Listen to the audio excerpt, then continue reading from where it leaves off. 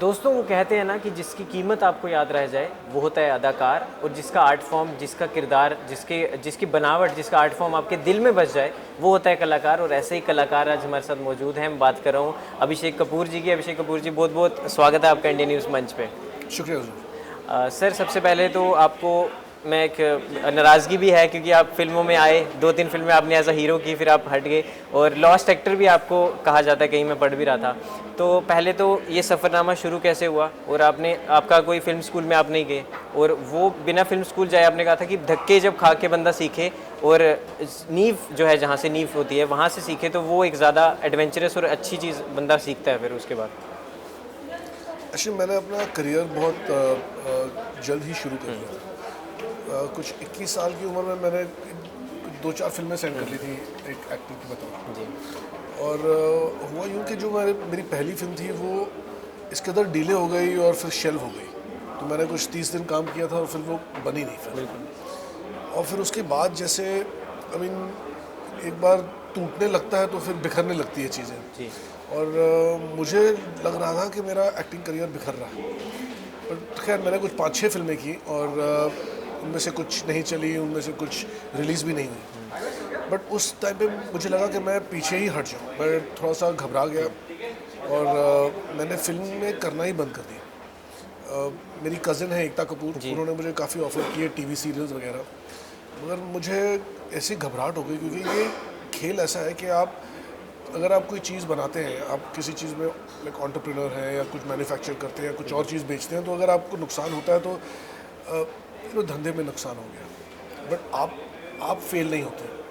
But actor की ज़िंदगी ऐसी होती है, जब आप फेल हो जाते हैं तो आप इंसान ही फेल हो जाते हैं लोगों की आंखों में। जी आप कुछ भी करो आगे चल के लाइफ में, मगर आपको लोग वो फेल एक्टर की तरह ही जानते हैं। जैसे आपका पहला प्रश्न यही था। जी बट उस वक्त मैं पीछे हट गया और फिर मैं काफ़ी मायूस था और एक अपने आप को एक बहुत आइसोलेटेड महसूस करता था। बट उस आइसोलेशन के दौरान मैंने लिखना शुरू किया और एक कहानी लिखी मैंने, और मुझे लगा ये कहानी बननी ही चाहिए। तो पहले मैंने सोचा कि मैं इस फिल्म को प्रोड्यूस करूँगा, बट लिखते लिखते मुझे ऐसे लगा कि ये फिल्म मैं ही डायरेक्ट करूँ तो सही रहेगा।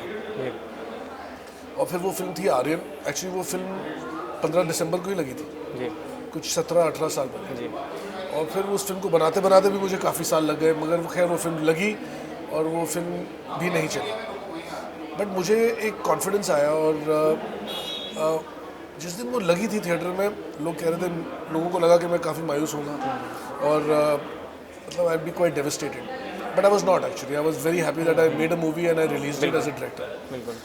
फिर उसी वीकेंड में मैंने एक नई कहानी लिखनी शुरू की जिसका नाम था रॉक ऑन। Rock On. और that movie went on to win a national award. बिल्कुल बिल्कुल, रॉक ऑन आपने बोला और मेरे को याद आ गया वो जो आपने म्यूज़िक का वो जो एरा आप ले आए थे, और क्योंकि उस समय उतना रॉक म्यूज़िक कोई सुनता नहीं था, और वैसा जो कंसेप्ट और सारे न्यू फेसेस, और आपने फरहान अख्तर जी को भी बोला कि चलो अब गाओ मेरे को, क्योंकि जो किरदार था उसमें वो आप चाहते थे कि उसको गाना भी गाना आना चाहिए, और आपको वो मिल भी गया कि वो खुद भी गाते थे, उनकी अच्छी वॉइस थी। तो सर, रॉक ऑन के टाइम में आपने रिस्क लिया, रिस्क टेकर आप ऐसे भी हो। केदारनाथ के टाइम पे आपने रिस्क लिया, उसमें कंट्रोवर्सी भी, क्योंकि कंट्रोवर्शियल भी फिल्म हो गई थी बाद में। तो सर, ये रिस्क लेने की जो आपकी क्षमता है, ये कैसे आपके अंदर आता है? पहले रॉक ऑन की बात करें तो रॉक ऑन जब मैंने लिखी थी, जिस तरीके की कहानी थी, एक्चुअली कहानी दोस्तों की थी, और उसका बैकड्रॉप में रॉक म्यूज़िक था। और जब मुझे याद है, जब वो फिल्म का म्यूज़िक रिलीज़ हुआ था, तब दिग्गजों ने लिखा था, कुछ क्रिटिक्स होते हैं म्यूज़िक के, और उन्होंने उसको 0 स्टार दिया था क्योंकि उनको गाने समझ में ही नहीं आए। बट जब वो फिल्म लगी और जिस तरीके से वो स्वीकार हुई लोगों के और जैसे उसने एक जगह बनाई लोगों के दिल में, वही क्रिटिक्स ने उसका म्यूज़िक का रिव्यू दोबारा लिखा और उसको 4 स्टार्स दिए, 5 स्टार्स दिए। बिल्कुल। मुझे याद है कि तब भी लोग कहते थे कि इनके बच्चे हैं, 7-8 साल के बच्चे हैं घर में, सबको म्यूज़िक इंस्ट्रूमेंट्स सीखना है, और it made quite an impact. Pre workout का भी काम करता था वो म्यूज़िक। सॉरी, जिम में प्री वर्कआउट का भी काम करता था वो म्यूज़िक, रॉक ऑन वाला। अच्छा, ग्रेट। तो वही तो। और सर, जो फिर आप केदारनाथ के बारे में भी थोड़ा बताइए वो। जी, मुझे लगता है कि मैं अपनी फिल्में नहीं चुनता हूँ, ये कहानियाँ मुझे चुनती हैं। बिल्कुल। और मेरे दिल में एक ईमानदारी है, मैं कोई कंट्रोवर्सी क्रिएट करने को कहानी नहीं बनाती। जैसे मैंने एक फिल्म कायपोचे भी बनाई, जिसके बैकड्रॉप में गुजरात के राइट्स थे, बट वहाँ पे हिंदू मुसलमान को मतलब इंस्टिगेट करना। और मुझे पता है कि जब हम फिल्म बनाते हैं, जैसे जर्नलिस्ट के हाथ में कलम होता है, वो एक वेपन होता है, और हम फिल्म मेकर्स के हाथ में जब हम कैमरा देते हैं तो वो भी एक कलम की तरह होती है, और उसका गलत इस्तेमाल नहीं करना चाहिए। एक एम्पैथेटिक व्यू होता है, जो कौन सही है कौन गलत है, ये मुझे नहीं लगता कि मुझे अपनी इस अपॉर्चुनिटी को इस्तेमाल करके अपने पॉलिटिकल व्यूज़ देने चाहिए। आई थिंक एक अलग नज़रिया होता है, एक आर्टिस्ट का एक नज़रिया होता है कि इसमें नुकसान किसका हुआ, सोसाइटी का नुकसान होता है, इंसानियत डूबती है। एंड कायपोचे भी मैंने ये दिखाया, और केदारनाथ में भी मैंने शिवजी भोलेनाथ का के लिए मेरे दिल में बहुत प्यार है। मैं बहुत कनेक्ट करता हूँ उनके साथ, और इस फिल्म में भी मैंने वही करने की कोशिश की। उसमें एक गाना है नमो नमो, एंड बहुत प्यार से बनाया था ये गाना। जब हम बना रहे थे तो मैंने एक ब्रीफ दिया था अपने अमिताभ भट्टाचार्य को और अमित त्रिवेदी को कि मुझे एक नशीले शिव का वो जो बम बम बम भोले वाला गाना नहीं चाहिए, मुझे एक प्यार वाला गाना चाहिए। It's a love story between me and my God, सदाबहार गाना। एंड और वो गाना बहुत लोगों को पसंद आया, और अभी भी मैं जानता हूँ लोगों को जो रोज सुबह वो गाना सुनते हैं। मेरी मम्मी खुद सुनती है, बहुत बच्चे भी सुनते हैं, बुजुर्ग भी सुनते हैं। तो अगर एक ईमानदारी से और एक सच्ची जगह से बात निकले तो दूर तक जाती है। जी बिल्कुल। और जो सर देर बाद मिलता है वो दूर तक ऐसे भी चलता है, तो कहा भी जाता है। सर आपकी फिल्मों की अगर बात की जाए तो आप जिस तरह से विजुअलाइज करते हैं या इमेजिन करते हैं, तो सर क्या मंत्रा रहता है उस समय आपका, कि क्या कैसे आप बिल्ड करते हैं? जब मैं एक फिल्म बना रहा होता हूँ तो मैं उस कहानी को बोलने के लिए मुझमें जितनी काबिलियत होती है, जितनी शक्ति होती है, मैं सारा कुछ डाल देता हूँ। तो जब वो फिल्म ख़त्म हो जाती है तो वो दुनिया ख़त्म हो जाती है, मेरे पास और कुछ रह नहीं जाता। उस दुनिया, उस तरीके की कहानी बोलने के लिए कुछ रह नहीं जाता। तो फिर मैं एक नई दुनिया की खोज में निकलता हूँ, एंड ये बहुत कठिन होता है एक्चुअली। क्या होता है, कभी कभी आर्टिस्ट और फिल्म मेकर्स अपने आप को बहुत कंफर्टेबल महसूस करते हैं एक जॉनर में। एक टाइप की फिल्म बनती है और फिर वो वही टाइप की फिल्में बनाते हैं, बट मेरे साथ ऐसा नहीं होता। मैं एक नई दुनिया खोजता हूँ, फिर मैं ज़ीरो से शुरू करता हूँ। तो there is an entrepreneurial streak as a creative person also, because it's very humbling. आप कुछ नहीं, एक नई दुनिया के बारे में आप कुछ नहीं जानते हैं, और फिर आपको शुरू से शुरू करना पड़ता है, मतलब बारीकी से छोटे लेवल से दोबारा सब कुछ सीखना पड़ता है। और इट्स वेरी हम्बलिंग, क्योंकि फिर आप दिग्गजों से मिलते हो उस फील्ड में, उस दुनिया के महापुरुषों से मिलते हो, और वो आपको बताते हैं उस दुनिया के बारे में, फिर आप उसमें अपनी कहानी को डुबोते हो, and then you get informed. So it's a journey and a process like none other. बिल्कुल सर, लास्ट 2-3 सवाल।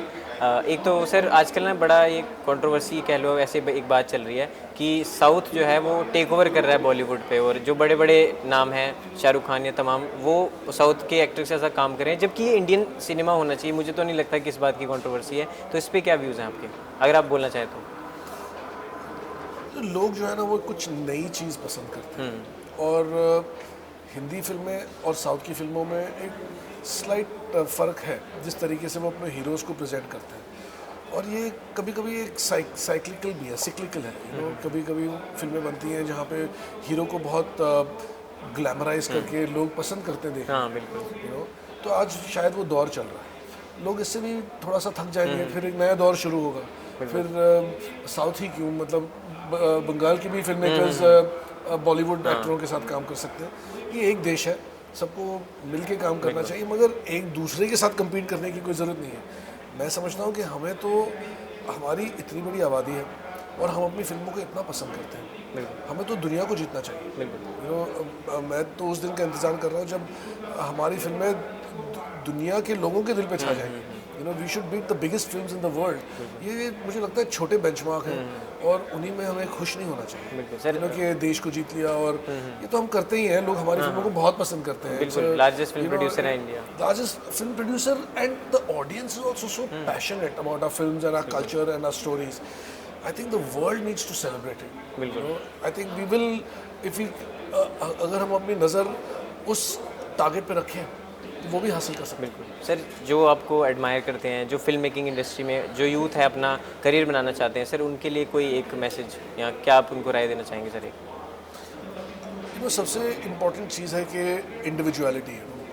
हर इंसान, हम 1.4 बिलियन लोग भले ही हों, मगर हम हर एक इंसान अलग है और दुनिया में हमारे देश से बेहतर एग्जाम्पल नहीं हो सकता कि इतनी भाषाएं बोलते हैं, इतने अलग अलग लोग हैं, इतने अलग अलग कस्टम्स हैं, मगर फिर भी जुट के रहते हैं, यू नो।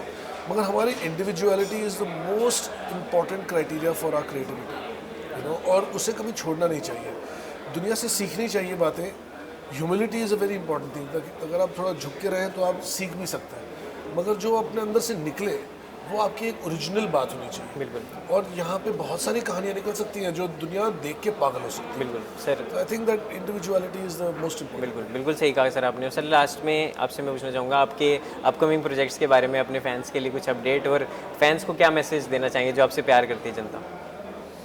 अभी एक्चुअली कल ही मैंने अपनी नई फिल्म की शूटिंग कंप्लीट की है। अच्छा, उसमें अजय देवगन है, अरे क्या अमन देवगन है और राशा थदानी। ओ अच्छा, एक नई फिल्म है, एक नई दुनिया है। मैंने कभी ऐसी दुनिया में कभी कदम नहीं रखा और शायद ही किसी ने इस देश में ऐसी फिल्म बनाई हो। बिल्कुल। अब बहुत ही जल्द लोगों के सामने आएगी और मुझे उम्मीद है कि लोगों को और अमन और आशा का डेब्यू भी है बॉलीवुड में उस फिल्म से। जी। बिल्कुल।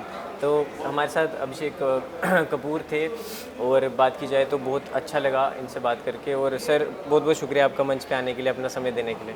थैंक यू, शुक्रिया।